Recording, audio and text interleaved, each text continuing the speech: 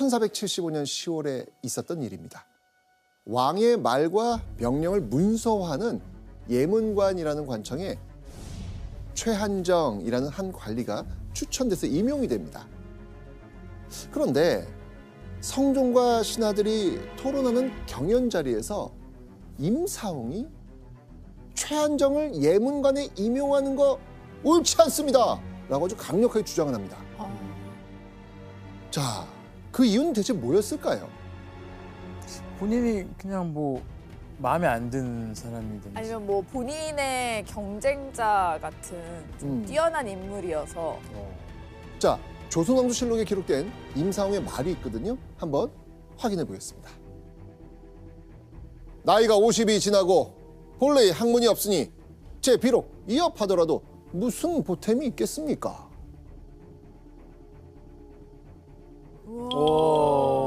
자, 나이가 50이 넘어 늙은 데다 학문도 부족한데 이제와 학문을 배우고 익힌다 해도 그 사람이 무슨 보탬이 되겠습니까? 너무해요, 근데. 자긴 나이 안 먹나. 맞아, 똑같은 나이 되는데. 아, 진짜. 야. 이때 임사홍의 나이가 26살이었어요. 아유, 야, 어르신한테. 버르장머리가 없네요. 아유 네, 이건 조나단이 대선배 연예인한테 아유, 저분은 연기도 참 떨어지시는데 왜 저기에 등용됐습니까? 이런 얘기를 한 거예요, 지금. 아 그쵸. 그러니까 제가 몰래 선생님한테 가가지고 동현이 형 나이가 그거네. 나이도 많고 이게 학문도 없으니. 원래 학문이 없으니까 웃기지도 않고 이게 무슨 보탬이 있겠습니까 HTX에 맞아. 이렇게 얘기하는 거랑 이거예요, 비슷한 이거. 거죠? 그러네. 실제 아니고. 근데 왜 이렇게 잘 실제가 어울리죠? 아닌데 굉장히 디테일하게 얘기를 해요. 아니 근데 그런 생각을 했어요? 오해하지 마세요. 예. 오해하지 마세요. 네. 네네. 진짜. 그렇습니다. 이게 지금 26살의 젊은 관리 임사홍이 와, 자신보다 지금 나이가 2배나 많은 관리를 모욕을 하고 있는 거예요. 와, 근데 너무한다. 자, 그렇다면 임사홍의 비난을 들은 이 최한정은 어떻게 반응을 했을까? 반응이 있어요? 얼마 후 최한정은요, 성종을 찾아가 이렇게 말을 합니다. 임사홍이 소신을 헐뜯었는데 제가 어찌 이 자리에 있을 수 있겠습니까? 사직을 청합니다.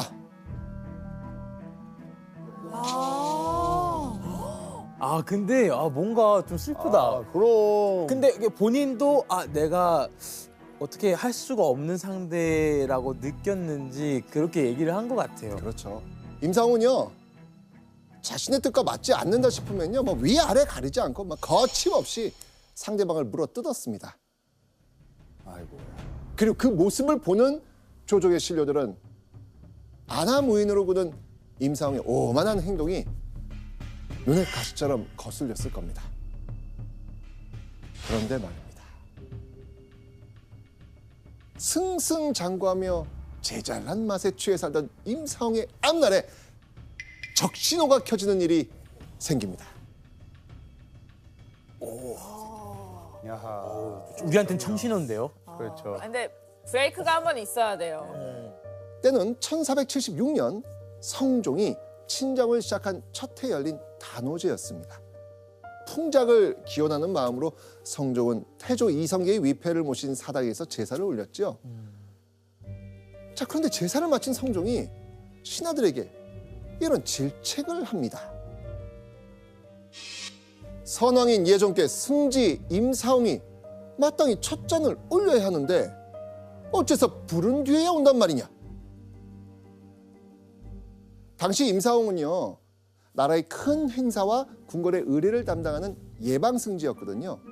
예방승지였던 임사홍은요, 선왕 예종의 영전 앞에 첫 잔을 올리는 그 역할을 맡고 있었던 거예요. 그런데 임사홍이 예방승지로서 철저한 준비는 못할 망정 왕이 부를 때까지 자신의 임무를 깜빡 잊고 있었던 거죠. 멘트를 쳐야 되는데 멘트를 안 친 거죠, 그러니까. 네. 그러니까 최태전 선생님 오늘 어디로 가나요? 이걸 안 한 거죠? 안 하고 그냥 멀뚱멀뚱 가만히 그냥- 있는 거야. 이렇게. 그렇죠. 성종이 부르니까 그제서야 퍼뜩 정신을 차리고 뒤늦게 나타났던 겁니다. 아니, 아무리 아나무인 임사홍이라지만 상대는 누구예요 지금? 왕이죠. 거의 뭐 조선의 만인 주상인 국왕이잖아요. 하지만 성종은 불편함을 드러내며 애둘러 질책할 뿐이었습니다. 그런데 이때 누군가가 임사홍에게 이런 말을 던집니다. 주상께 그대는 마땅히 죄인으로서 벌을 청하시게.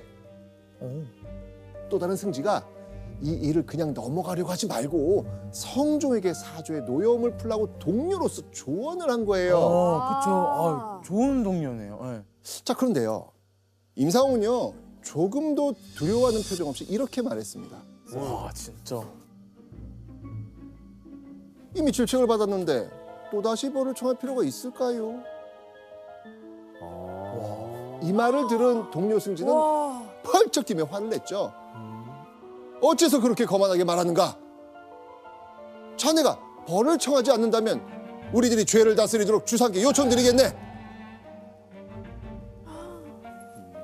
결국 임사홍은 내키지 않는 티를 팍팍 내면서 할 수 없이 성종에게 죄를 청했다고 합니다. 제가 잊고 예를 지키지 못했습니다. 죄송합니다. 찝찝해. 자, 여러분이라면 이런 임사홍의 태도 이거 어땠을 것 같아요? 이거. 진짜. 아유, 너무 거만하죠. 아마 그 무리 단체 안에서 거의 24시간 다 임사홍 욕을 할 거예요. 전부 다 쟤 어떡하냐, 쟤 왜 저러냐, 아이고 저 친구 때문에 지금 난리야 이러면서. 근데 주변에 이런 사람 있으면 너무 피곤할 것 같아요. 교수님, 그러면 이때 성종은 그 임사홍을 좀 어떻게 생각했을까요? 동료는 물론이고 뭐 왕에게도 이런 식의 거만한 모습을 보였던 임사홍이 달갑게 보이진 않았겠죠. 네. 그럼에도 불구하고 임사홍의 부인은 종실의 여인이고 맞아요. 임사홍의 며느리는 또 왕실의 공주였고 아마 속으로는 그런 생각을 했을 것 같아요. 어쩌다가 저런 놈이 우리 집안에 들어와가지고 그러니까. 그런 생각은 마음속으로 하고 있었을 것 같습니다. 그러니까. 자, 종친의 사위이자 선왕의 사돈인 임사홍은 성종이 챙겨야 할 집안 식구이기도 했습니다. 그러니 불편한 속내에 어찌됐든 성종은 이런 임사홍의 오만방자한 태도를 눈감아 준 겁니다. 그렇네. 이런 상황에서 임사홍이 더 눈치 볼 거 있을까요? 없죠. 없죠. 주상께서도 나를 어찌하지 못하는데 조정에서 나를 막을 자가 누구냐? 그야말로 천상천하 유아독전. 건방짐이 하늘을 찔렀습니다. 1477년 성종이 추상 같은 목소리로 이렇게 외칩니다. 오늘 중전이 출궁할 모든 준비를 갖추어라. 출궁? 출구?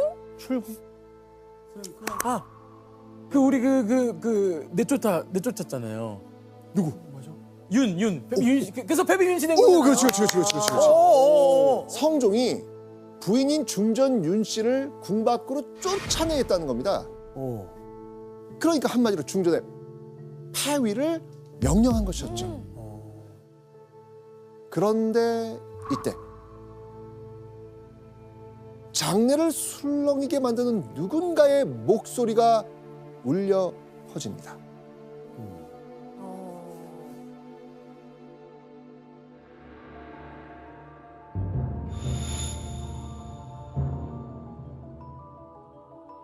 전하, 신이 오늘 죽기로 가나옵나이다.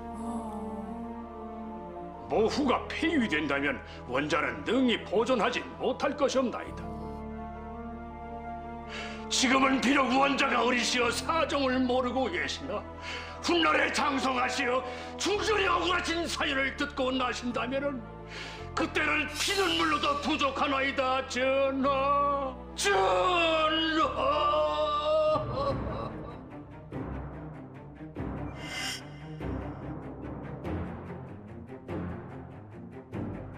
어우, 야, 왜 그럴까? 오. 임사홍이 앞장서서 중전 윤 씨의 폐위를 강력하게 반대한 겁니다. 사실 이때 임사홍은 우승지로 있었는데요. 임사홍뿐만 아니라 다른 승지들도 폐위하는 거에 대해서 반대 의견을 내기는 했어요. 근데 전체적으로 보면 이 시기는 아직까지도 폐위의 명확한 이유를 신료들 사이에서 잘 알지 못하는 상황이었고, 두 번째는 아까도 봤던 것처럼 생모를 폐위시킨, 중전의 생모를 폐위시키게 되면 후폭풍이 정말 크다라고 하는 그런 인식들 때문에 적극적으로 반대를 했던 것이죠. 그럼에도 불구하고 한 가지 분명한 것은 임사홍은 그 중에서도 가장 적극적으로 폐위에 반대했다는 사실입니다. 이런 상황에서 중전 윤 씨의 폐위 논의는 어떻게 되었을까요? 말 너무 잘하긴 했는데. 맞아요. 말 진짜 잘하더라고. 이때는요, 중전 윤 씨가 별궁에서 근신하는 정도로 사건이 일단락됩니다.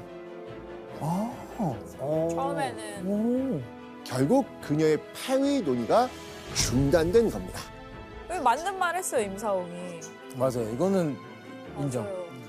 이렇듯 왕의 의견에 대놓고 반대 의견을 내놓을 수 있을 정도로 임사홍의 자신감 하늘 높은 줄 모르고 솟아 있었죠. 그리고 임사홍의 발언으로부터 1년 뒤 성종은 임사홍에게 한 가지 어명을 내리게 됩니다. 어머? 임사홍을 통정대부 승정원 도승지로 삼았다. 29살의 임사홍이 정삼품의 도승지가 돼서 조선 권력의 중심부로 한 발짝 성큼 내디뎠던 겁니다.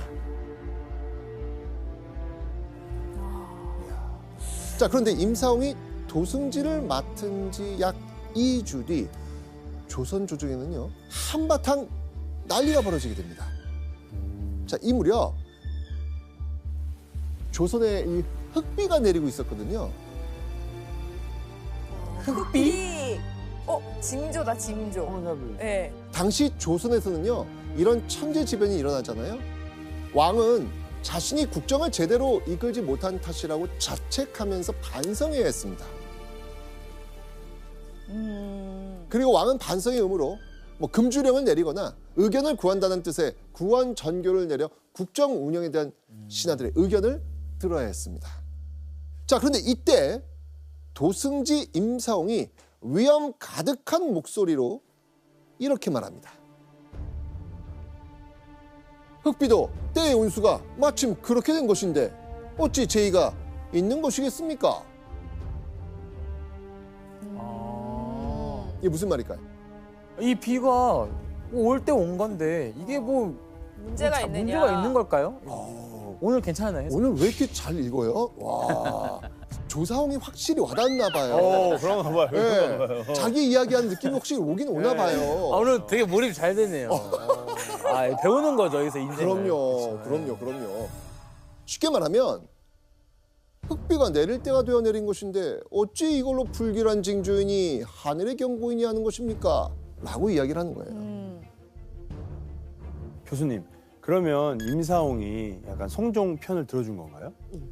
임사홍 딴에는 뭐 그런 마음도 없지는 않았을 것 같아요.